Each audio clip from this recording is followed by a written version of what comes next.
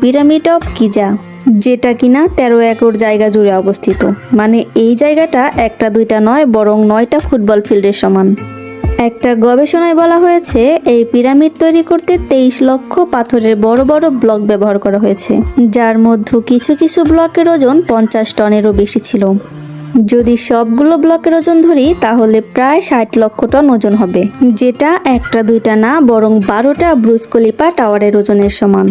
কিন্তু এই এত বড় বড় পিরামিড বানানোর আসলে উদ্দেশ্যটা কি ছিল?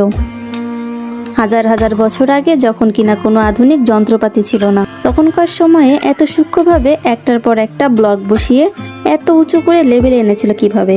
50 টন ওজনের পাথরগুলোকে চারকোনা করে কিভাবে কেটেছিল?